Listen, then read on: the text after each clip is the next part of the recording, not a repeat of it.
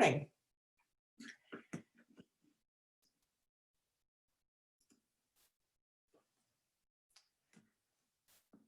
Katie, welcome. And I invite you to start today in Virasana, Hiro's pose. Let me aim the camera up a little bit. I am forever playing with the light in here, so I hope it's not too dark.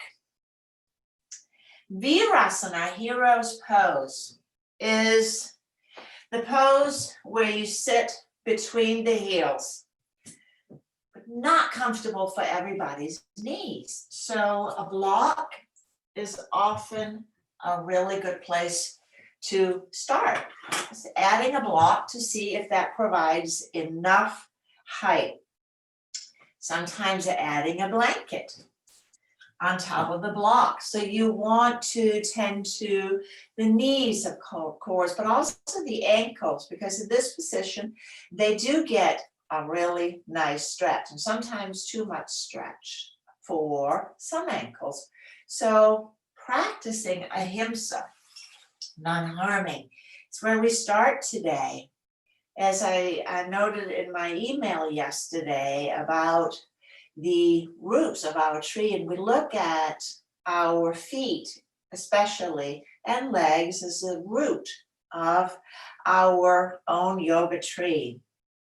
The roots in the practice is the yamas and the niyamas. They were deemed so important that they were moved right to the top of the start of the yoga practice, as without those, we don't really have neither guidelines, but also encouragement to let the practice grow full.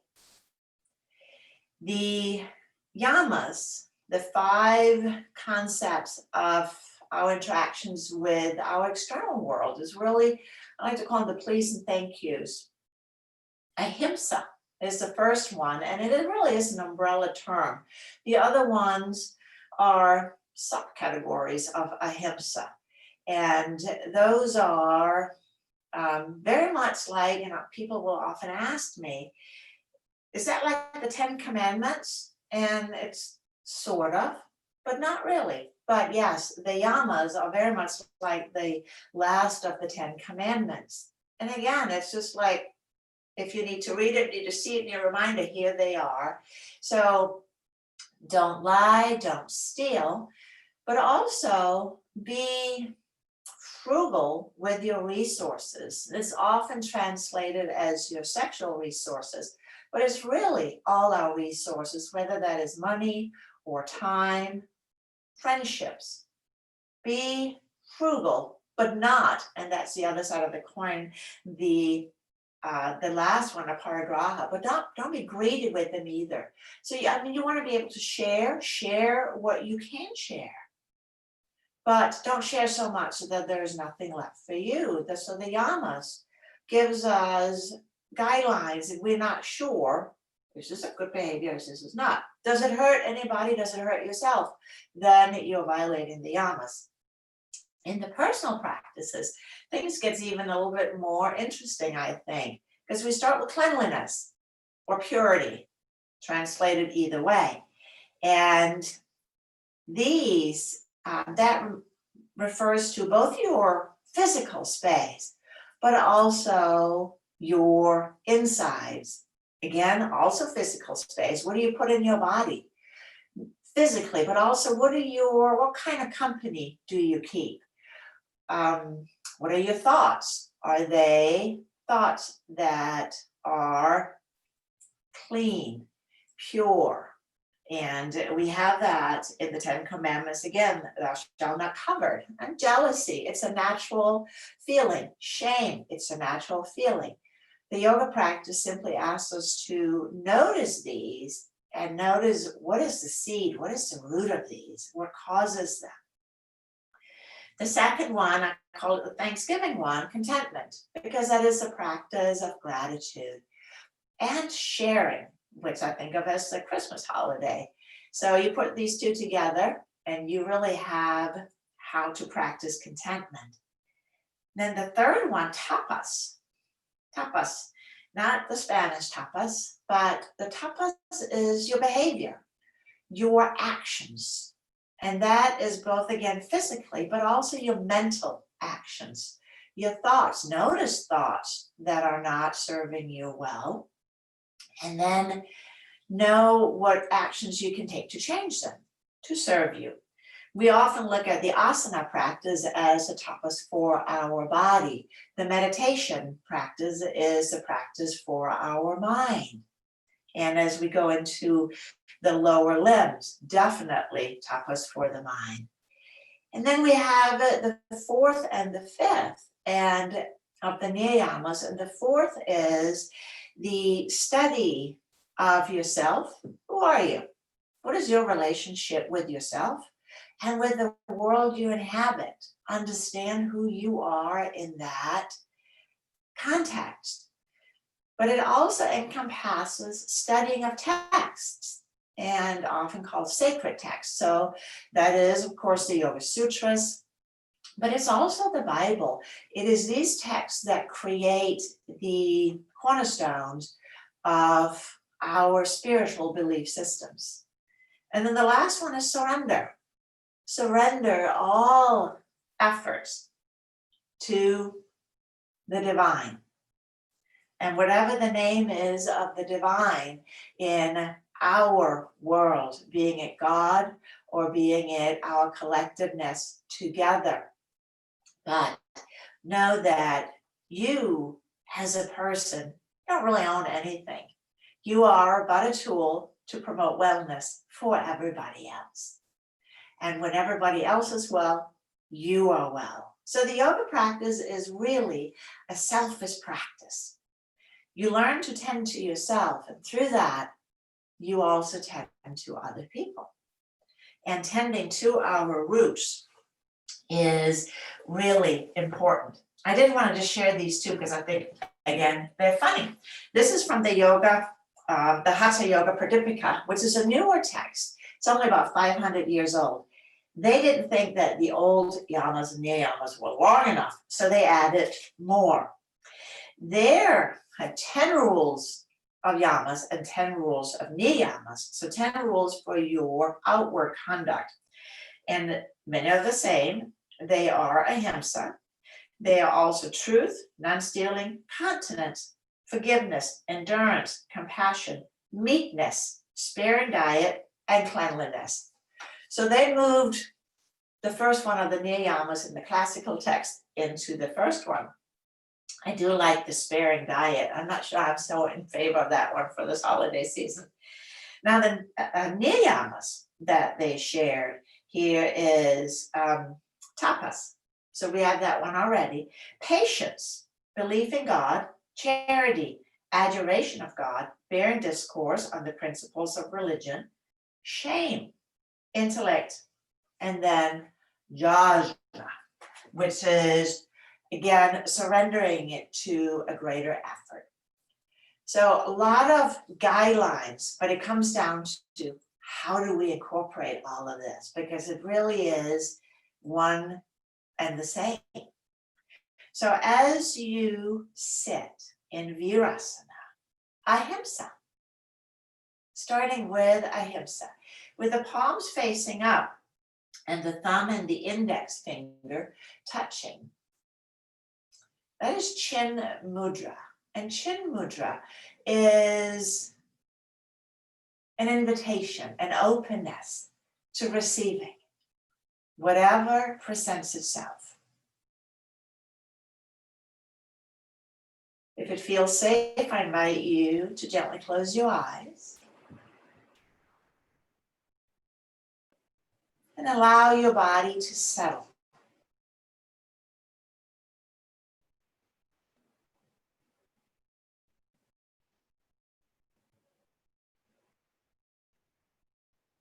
Letting the breath be slow, full, and easy.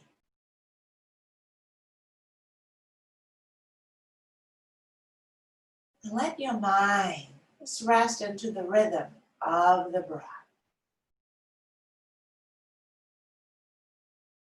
The mind space is where our shoulds and coulds reside. So transcending that as we practice, so that we can let go of judgments and expectations for the practice. It will provide what we need if we can stay open to it.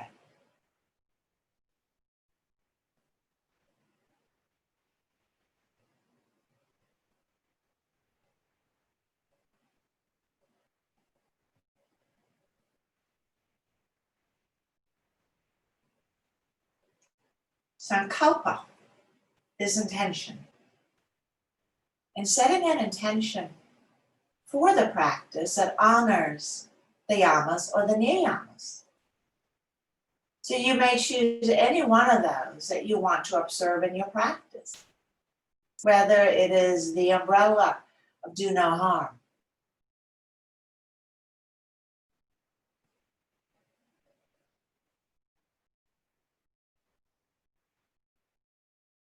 or to use the practice to deepen the understanding of yourself,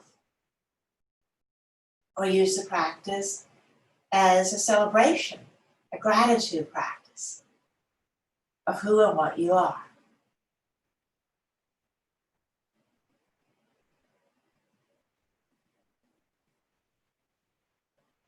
Relaxing your hands, stretch the fingers, and let's start with our opening stretches, extending upward.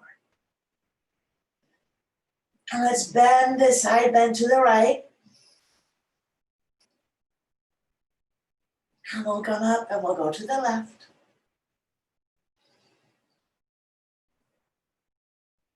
Back up and twist. And drawing up and twist again. And we return. Interlace the fingers, other thumb in front, and stretching up. Let the chin now soften towards the chest as you reach up, reach up, reach up. Lift the ribs off the hips. And let's release. Let's bring the legs up front. And maybe sit up on a blanket or two. Let's just shake the legs out a little bit. And then we'll take the right leg in, hold it, and rock it from side to side. Get the hips a little bit of lubrication. And let's place the foot across the thigh. Start with our footwork. Waking up and releasing what may be a little tight. Web to web, fingers in between the toes. So left hand, right foot. And then we'll start with some ankle circles. Clockwise and counterclockwise.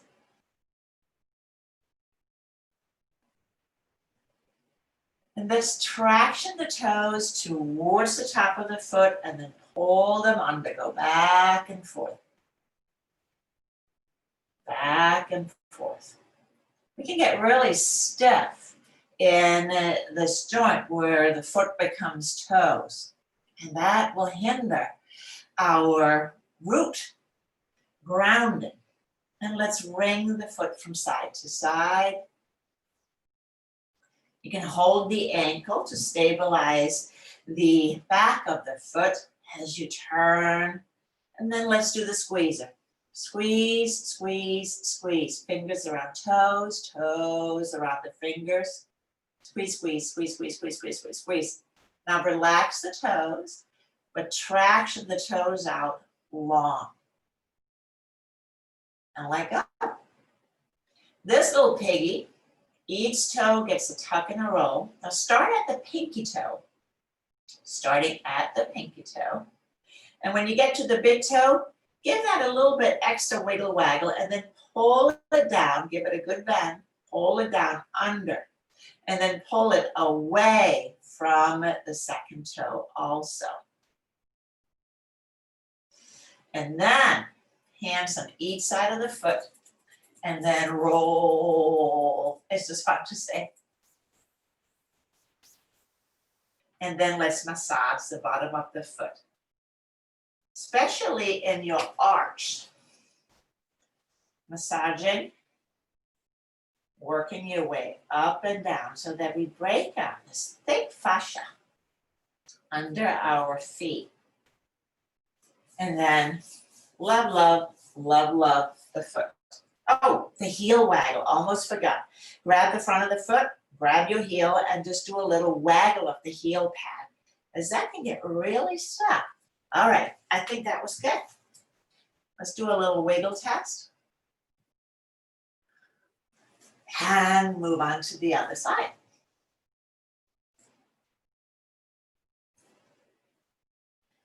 A little bit of hip mobility. Place the ankle across. And again, I take my ring off for this one here. Web to web. Web to web. And we start it just with the ankle circles.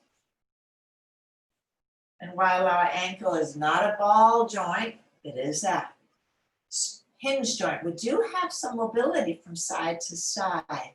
And we want to maintain that, especially if we step off a curb or on toys laying around, cats, so that we don't topple over.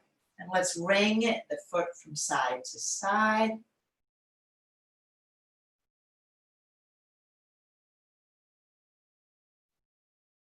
And then traction the toes towards the top, underneath. Reestablishing the toe off, the ability to bend the toes at a 90-degree angle in relationship to the foot. All right, squeeze. Squeeze, squeeze, squeeze, squeeze, squeeze, squeeze, squeeze the toes around the fingers, fingers around the toes. Relax the toes. And then traction the toes long. Pull them away from the foot. Spread the fingers and release. This little piggy. So the order here, I don't think it really matters, but tending to your feet regularly. Give them some love. Spend a little bit of extra time on the big toe, pulling it under, tucking it down towards the bottom of the foot. And then also draw it away from the second toe. This is the anti-bunion measure here, those bunions. And then letting go. Let's do the roller. Hands on each side, compress. And roll. And then the foot, go for the walk on the bottom of the foot. And especially the soft part in the middle, our arch. We'll spend some time visiting with that today in the practice. Now we did end with a little heel movement. So hold on to the front and just give a little wiggle. And then love, love, love, love. Do they match? Are they wiggly? Are they ready to practice? So the feet, I'll put my foot on the block so you can see it. So the bottom of the foot, we talk about the four corners, the big toe mount. So not the big toe pad, but the big toe mount. That's an important grounding aspect. The pinky toe mount. And then we have the inner heel and the outer heel. And we actually have three arches under our feet that we want to work with. So we have the inner arch. We all know that one. We also have a transverse arch between the big toe mount and the pinky toe mount. And then we have a lateral arch on the outside. And that one is, for many, quite collapsed. So place your feet on the mat or the floor in front of you and lift and spread the toes, lifting and spreading the toes. And as you do so, you give your arches a little bit of help. Now stretch the big toe forward and just bring the big toes down. Now if the other toes are staying up, you can help them. You can pull them up with your fingers. So right now, as you stretch the big toes forward, then go to the inner heel, get the inner heels down, and go to the outer heels, put those down, and then we're going to stretch forward to the pinky toe mount. So the toes are up, the middle three toes are still up. Yeah, so just help them out. It's like, you guys are still on the job. And then stretch the pinky toe forward and out to the side, out to the side. All right, let's take the three guys in the middle down too. So the whole legs are working really hard when we do the feet. And that's one of the reasons that we sometimes say we dive from our feet up. Let's come on to all fours, tabletop.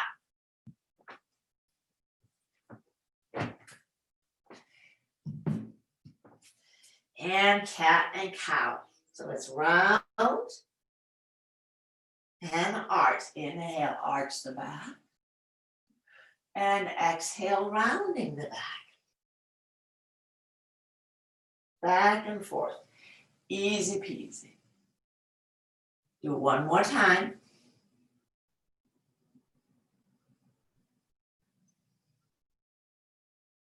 And then come to neutral.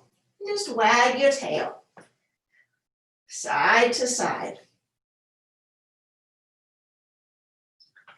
Toes tucked under. And then sitting back on the heels, sitting back on the heels. So as you are sitting on the heels, if it feels like you're going to break the toes off right now, take the weight forward. Take the weight forward so that it's less intense. Be comfortable. Ahimsa, non-harming. Non-harming. Let's walk back to tabletop. And then take the right leg back. Take the right leg back. Now press back through the heel and you find a little calf stretch. So a little revisit from last week. Now bend the knee a little bit, but keep pressing back through the heel. And we get the other calf dude, the soleus. Straightening the leg again, bring the weight of the torso over the arms, the shoulders over arms, and then lift the right leg up. Lift the right leg up. Keep the leg super powerful and strong. Reaching back through the four corners of the feet, through these four corners of the feet, as you can telescope your legs up a little longer. Let's take the right knee down, cat and cow.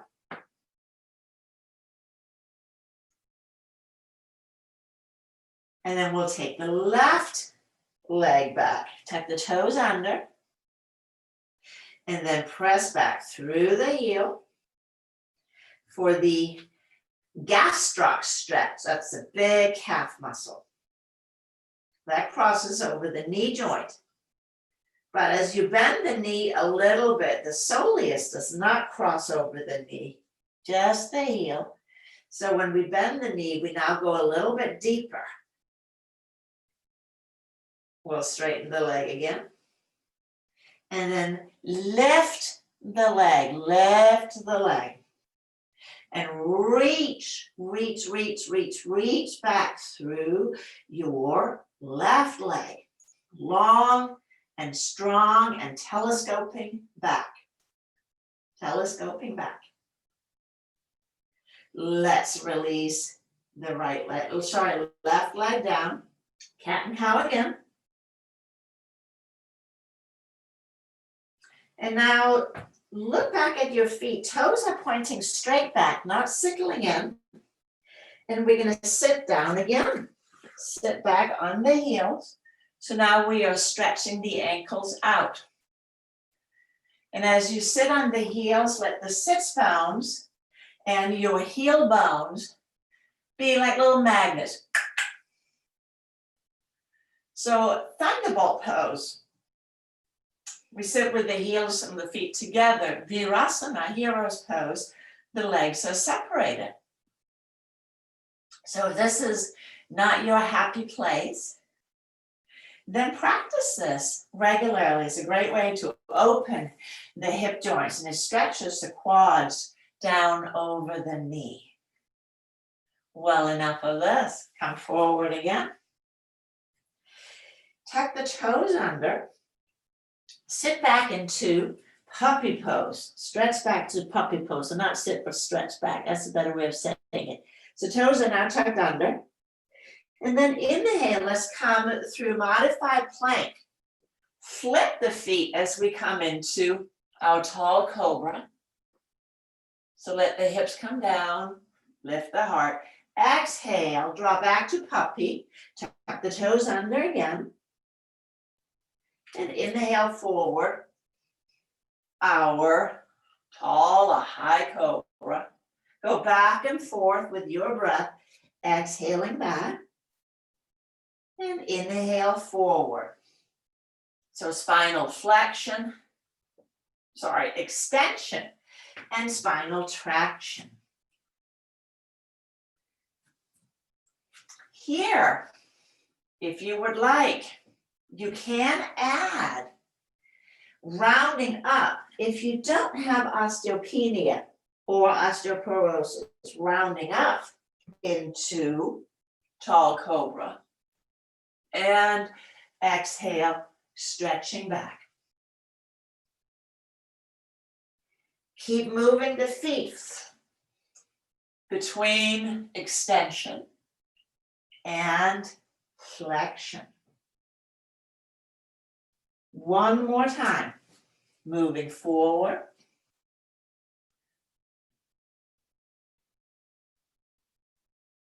And back.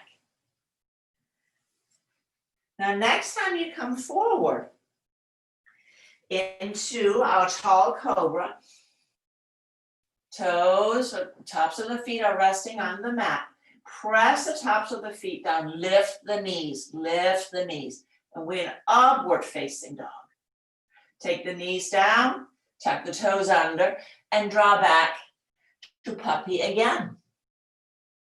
Let's do it one more time. Inhale forward. Tops of the feet down, lift the heart, lift the knees. And exhale, drawing back.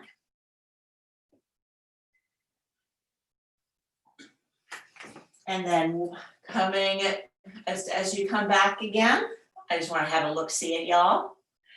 From Cobra Pose, not Cobra, sorry, puppy, I'll get myself straightened out.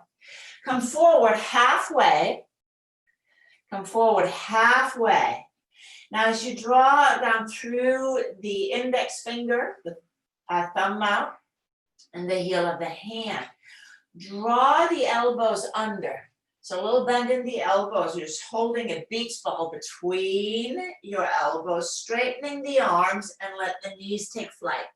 Straighten the arms and let the knees take flight. So now the shoulder joint is hugging inward.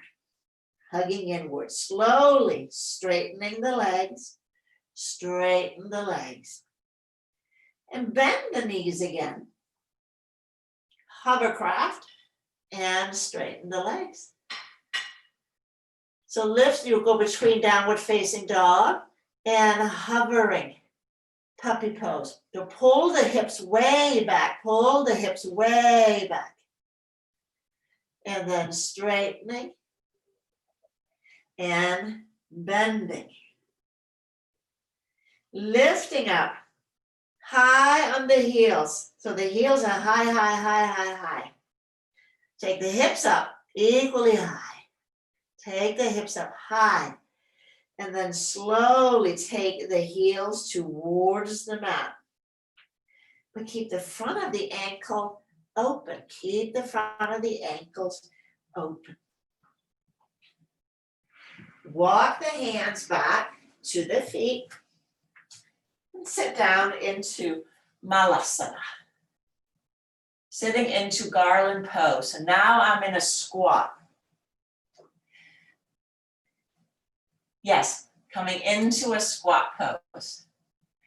And here, if it feels really unsteady, grab a blanket and take it under the heels so you can get the heels down and well grounded. So a position that we don't sit in much in our, okay.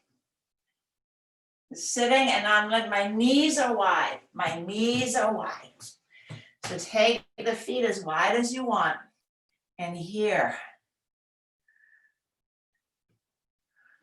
And often with the wider the feet, the easier it is to get the heels down. The wider the feet, the easier it is to get the heels down. So this is a great pose to strengthen our ankles. Helps release the low back.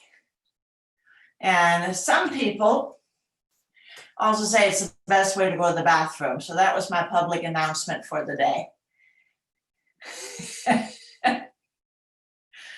That we did ourselves a great disservice by inventing toilets. So with the hands between, you can press your upper arms or elbows into the inner legs. And you might find that you sit a little bit deeper, a little bit deeper. So yeah, next time you're gonna have a long conversation with a friend, take this position, ponder. Some cultures, they can sit like this for very long times. For most Westerners, it's not that comfortable because we don't spend a lot of time here. Let's take the hands down. And then straightening the legs, so wide-legged forward fold. Let's take the hands to the hips. And then inhale all the way up. And step the feet together. Step the feet together. See if I can get a little bit more light over here. So, take your blocks, 2 blocks, and you can do this without blocks, no problem. What this does with the blocks, it helps us explore the arches, the lift, the buoyancy a little bit more. So I'm placing my blocks, one in front of the other. I'm on my low side and the wide side. So this is width so that I can stand up on them. And I have my big toe mount and pinky toe mount on the one block, and then I have my heel on the other block. My blocks are about 2 inches separated out. So I have a space between them, 2 inches apart. My feet create a little suspension bridge. And as you rock back and forth, now come to that place where you have even weight in the heels, but your big toe mounts and pinky toe mounts are able to ground down evenly too. It's like wearing some really wicked platform shoes here. Now lift and spread the toes again. Lift and spread the toes. Stretch the big toe forward. Stretch the big toes forward. And hold on to the big toe mount, pressing down with the big toe stretching forward. Now go back through the inseam of the foot to the inner heel and ground the inner heel down and then swoop it to the outer heel. So now that both the inner and the outer heel are well grounded. And we reach forward again to the pinky toe mount. Stretch the pinky toes forward. There again, those 3 guys in the middle are up. Notice how hard your legs are working, how hard you are contracting your muscles to facilitate this in your legs. Now let all effort go. Inhale, let's take the arms up. And exhale, Utkatasana. Weight stays in the heels.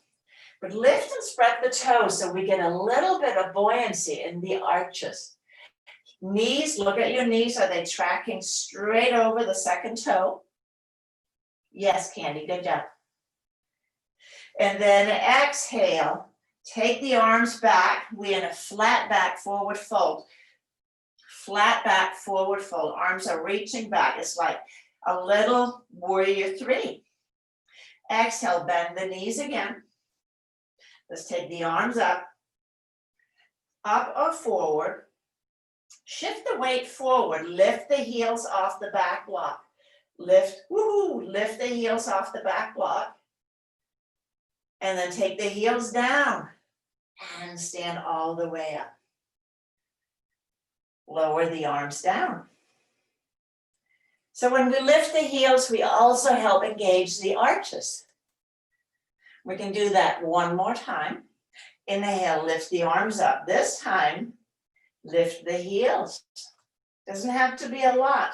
Keep your feet evenly, so you're not rolling into the inner edge or the outer edge. Exhale, bend the knees.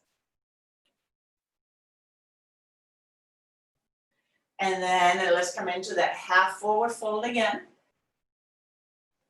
Heels comes down, heels comes down. Swing the arms forward as you bend the knees. Lift the arms either just straight forward or up as you lift the heels again. Slowly standing up. Let the heels descend and then the arms descend. Let's step off the block. When our arches are activated, and you put your blocks at the back edges of your mat for our standing poses. There's a little intersection. So we will ponder our feet and legs. I have one block on each end of my mat. You'll stand facing the long end of the mat. When we have strong arches, we walk with lightness. We stand with lightness.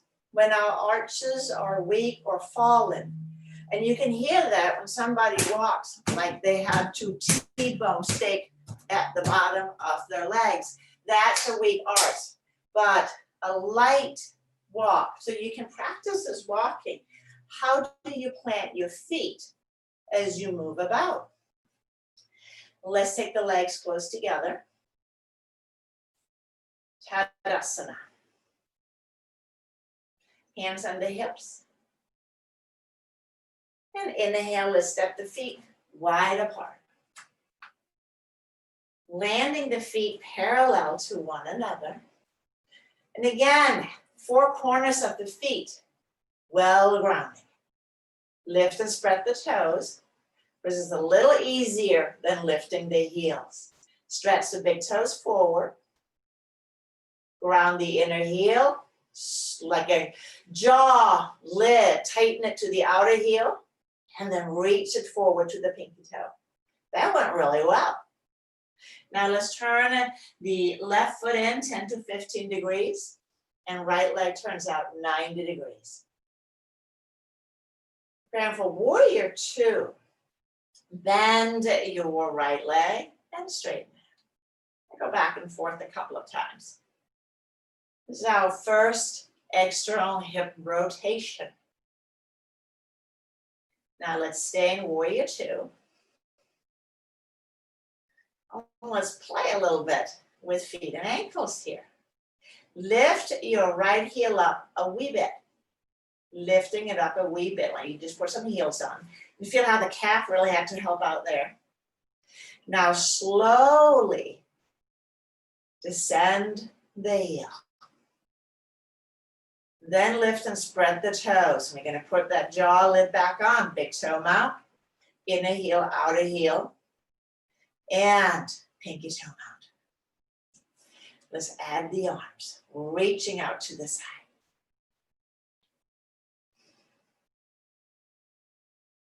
Steady breath, steady pose.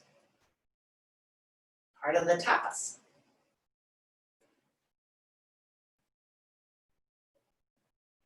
And then from here, we'll transition into side angle pose. Reach the arm way out over the right leg. Take the hand down to the block that you conveniently placed there. And let's take the arm overhead, left arm overhead. So your elbow and right knee, side by side, arm to the outside if it's available. And then get as long as you can, as long as you can. How are the arches doing under your feet? How are the four corners? Are they evenly grounding down? One more breath. And then inhale all the way up to center. Let's take the hands down. Whew.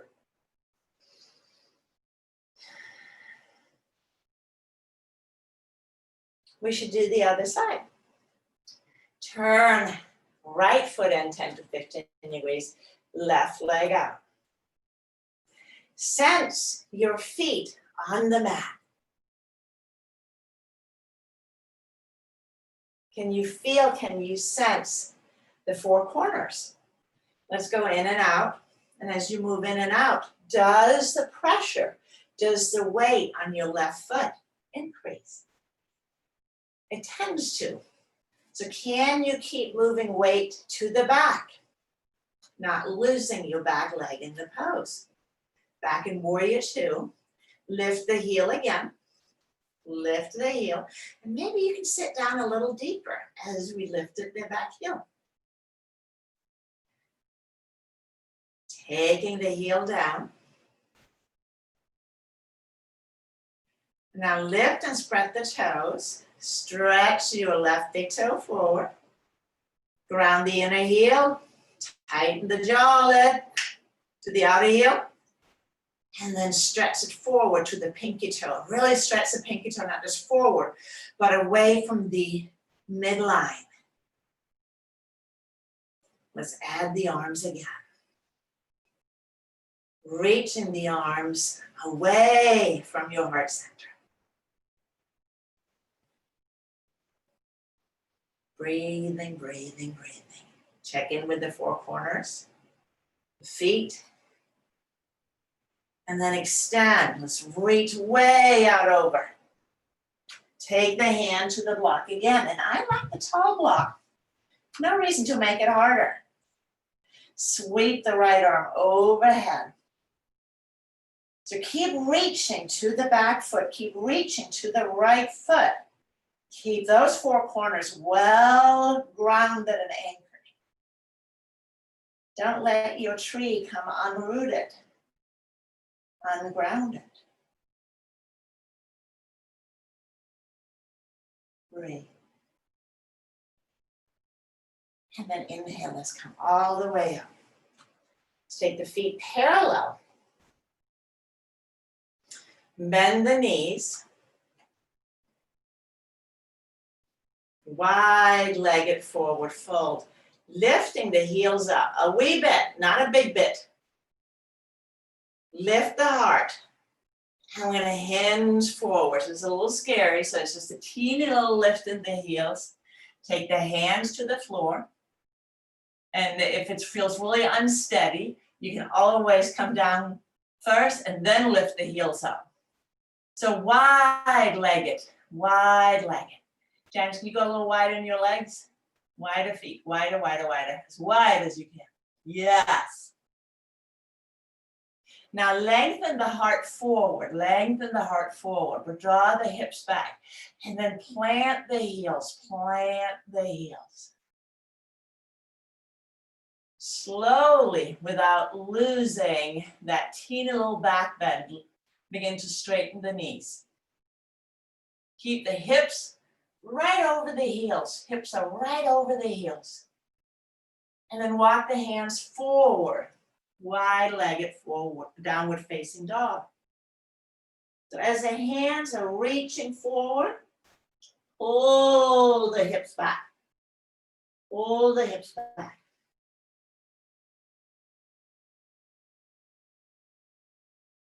And then check in. Big toe mount, inner heel, outer heel, pinky toe.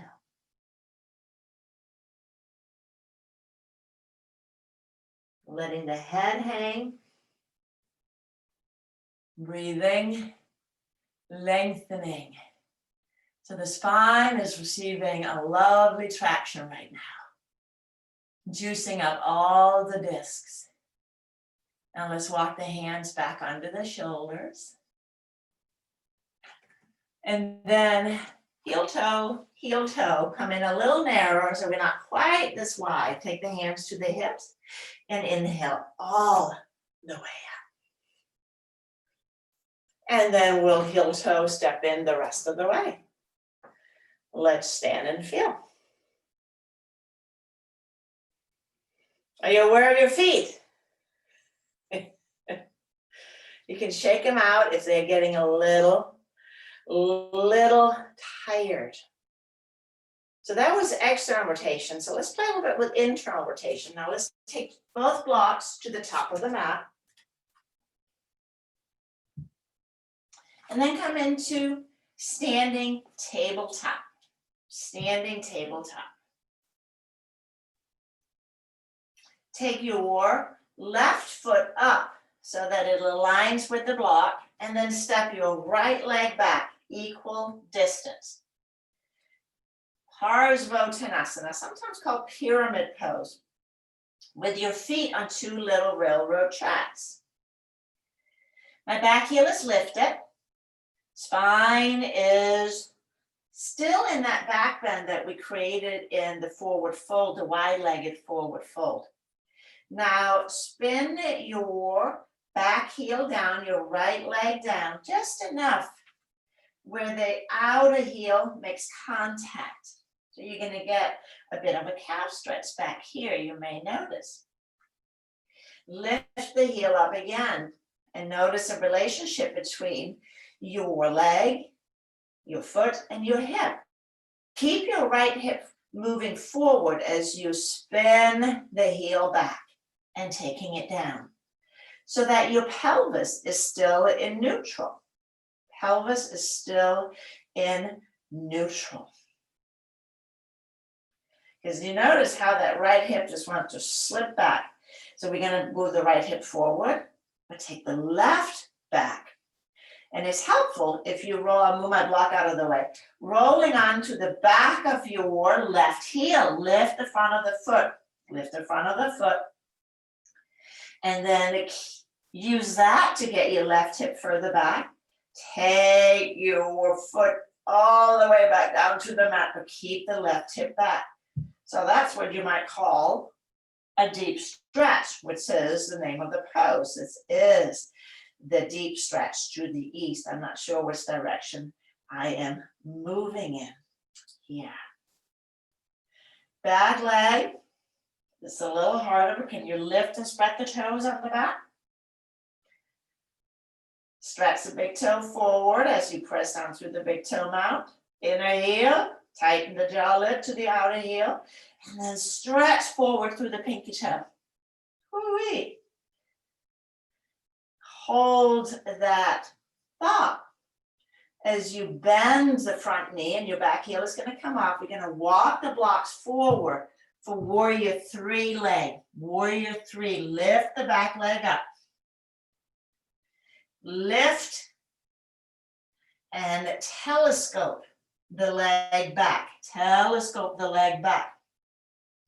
If available, extend your left arm forward. I'm going to stick mine out of the window, so I'm going to take it out to the side. Standing firm and grounded on your left leg, but reach back through the right. So both legs are working equally hard. Let's take the left arm back down to the block. Take the right leg down to the floor. And we are in standing tabletop again, albeit a little bit further forward than we were before. So let's move the blocks back beside the feet and step the left leg back.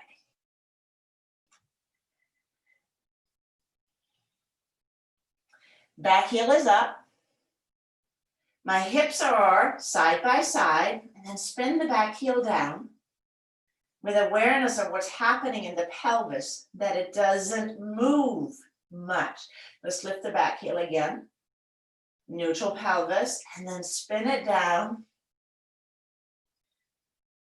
But keep inviting your left hip forward, forward, forward. And to facilitate that, let's roll onto the back of the right heel to bring the right hip further back in line with the left. Stretch the toe mounts forward. Keep the hip back. So we're getting into some deep fascial stretch in this pose. Keep the spine long. Keep the spine long. Lift and spread the toes on the back. I know they're barely taking flight. Barely taking flight. Big toe mount is grounded, but the big toe is stretching forward and towards the midline. Now trace back to the inner heel again. Tighten the jaw to the outer heel and then stretch forward through the pinky toe. You might feel this a little bit tomorrow. Let's ponder warrior three again. So shift forward, bend the front knee, walk the blocks forward, and lift the left leg. So keep the right leg well grounded. Four corners. Hug the right hip. Everything is around the joint. But lift the left leg. Lift the left leg, not the hip, just the leg. And then telescope the left foot back. Can you make it a little longer? A little longer. And if available, right arm either forward, out to the side, or neither. Almost warrior three. Almost warrior three. Take the right hand back to the block and take the left leg down. Standing tabletop cat and cow, so arch and round. Arch.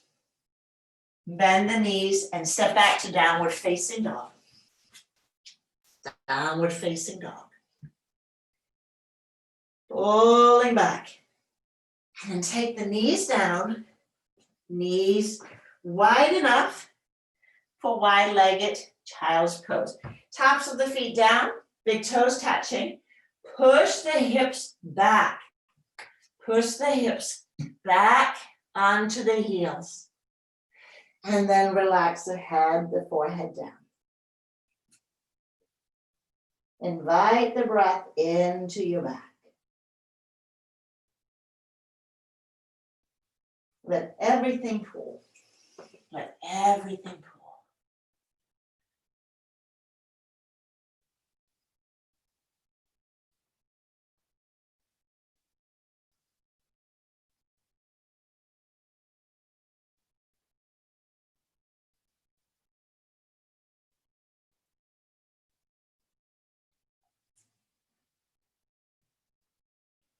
And then take your hands under your shoulders and sit up. Have your blocks ready. We're coming onto our back body. First into bridge pose. And lifting the hips, slide a block under. And I'm going to start on low because low is nice. Taking my arms down along, shoulder blades together. And then inhale, lift the hips. And lower. So the block is right under the sacrum. Let's do that again. Inhale, pressing up. And exhale, lowering down. Inhale, pressing up. Lift the heels up, and you may find you can get a little bit more height. So here, if I could have reached my other block, I was going to slide that under. So with the heels lifted, slide the second block also on the low side on top of the other block that was there. You may decide that is not comfortable for me, in which case, stay on one block. Ahimsa, right? Ahimsa. So here, Let's draw the right knee in, left knee in, and take the legs to the sky for Viparita Karni. And with the legs up, let's do some gentle ankle circles. We work the feet hard in this practice. Couple of pumping. And then keep a little bit of awareness in the feet. You got a great view right here. Looking up at your feet as you reach up through the big toe mound, inner heel, tighten the jaw to the outer heel, and then reach forward to the pinky toe.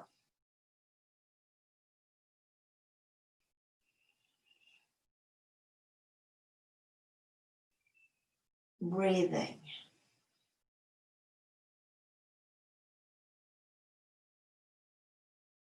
Ease and effort.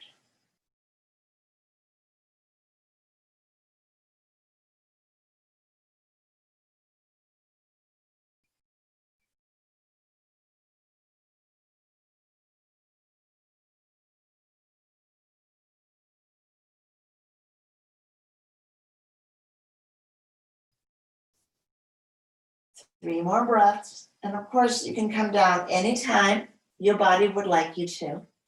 Keep a strong lift of the heart.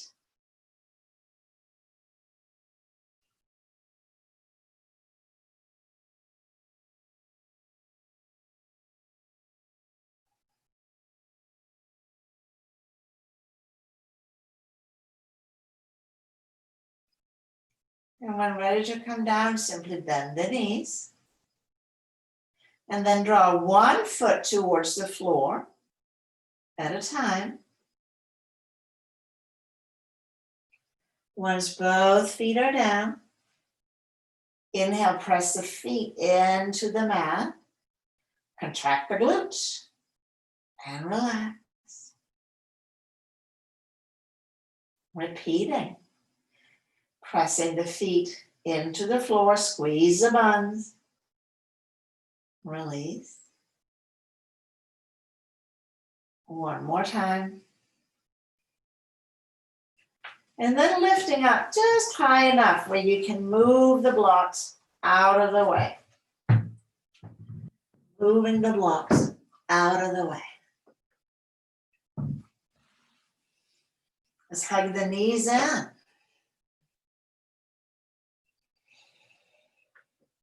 Rock from side to side.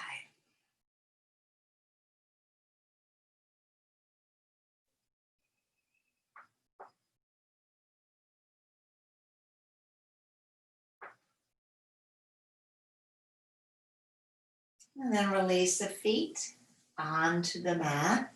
You're going to roll over onto one side and sit up so that I can show the setup for Shavasana. A little foot baboose. So you'll take a towel or blanket, and you will unfold it so that it's not fully unfolded, but it's just a long one. And then you're going to roll it, making a baguette.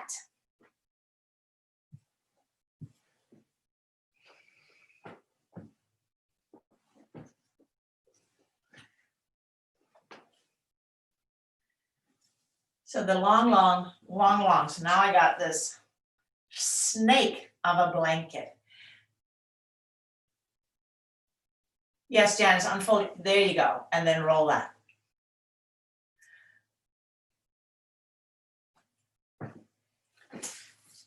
And what we're going to do is create a little bit of a baboose. Now, if you have an extra blanket, it might be nice for the head or to place it on top of your abdomen for grounding.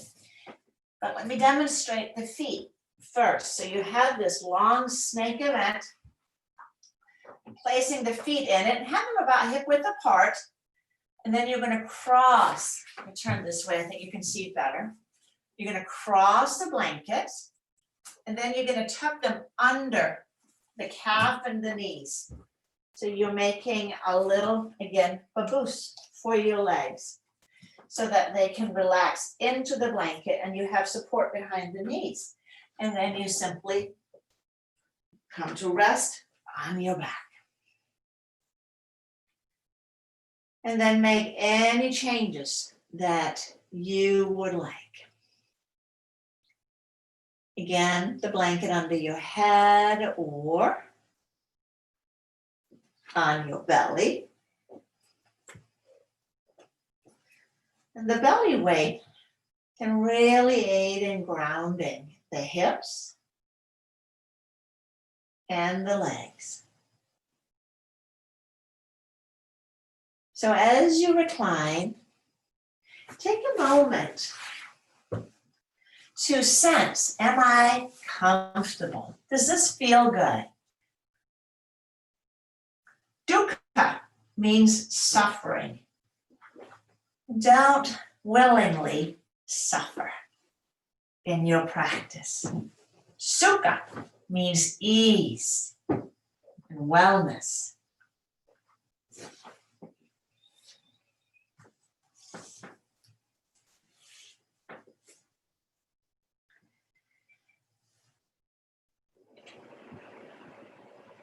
Now gently, very gently, you're going to lengthen the back of the head away from your shoulders, pressing it down just a little bit as you do so.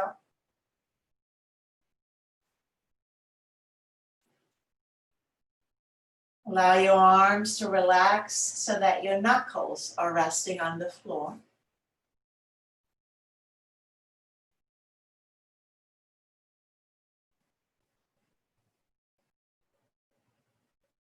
With the body, the physical layer of your being comfortable.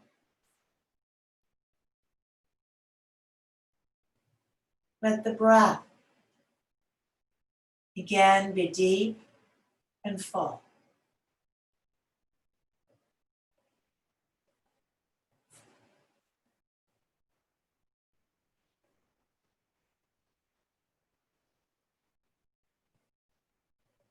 Let there be a sense of the entire body, breathing in and breathing out.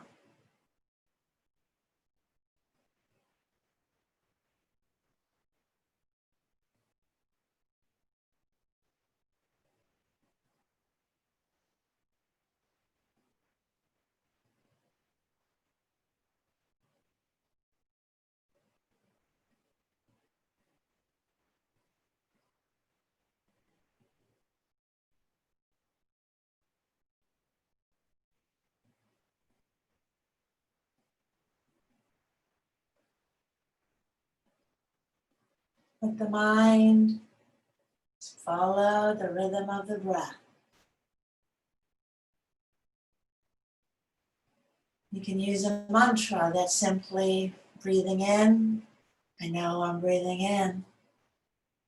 Out. I know I'm breathing out.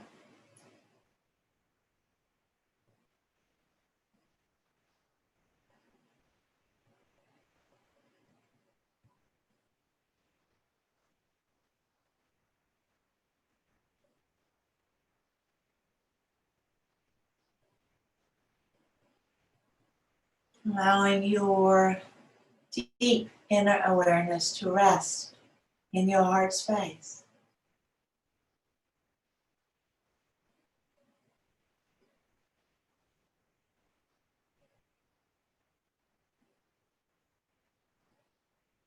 And feel this heart space gently expanding as you breathe in, softening as you breathe out.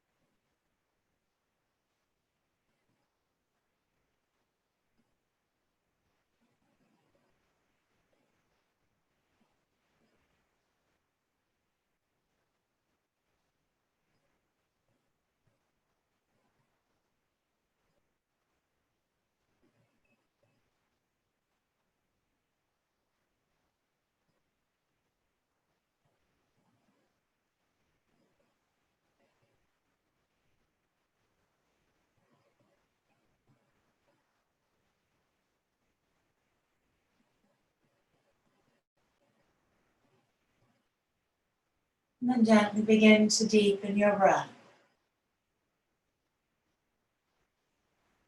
Wiggling fingers and toes.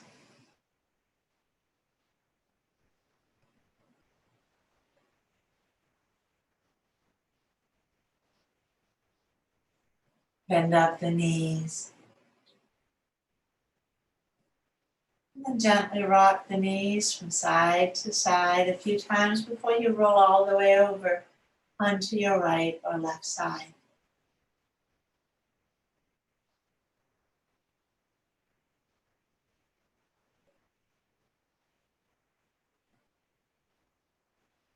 And as you come to rest on your side, feel your body, feel your mind.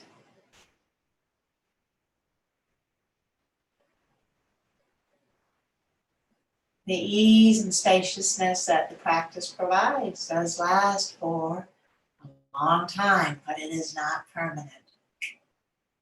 So we must return to the mat again and again to tend to ourselves, using the arms and the hands to press up into a comfortable seated posture.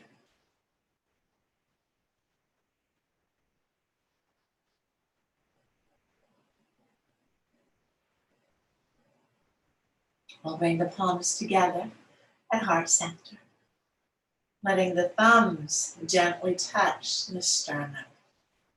The sense of the sternum lifting up to touch the thumbs.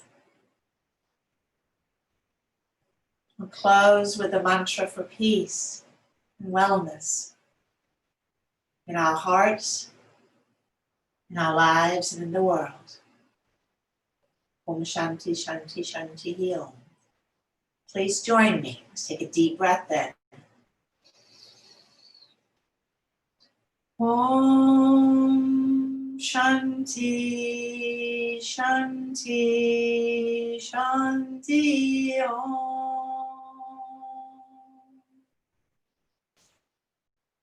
Exhale and bow your head towards your heart. That magnificent organ that keeps us alive, keeps us true, tender, and ready.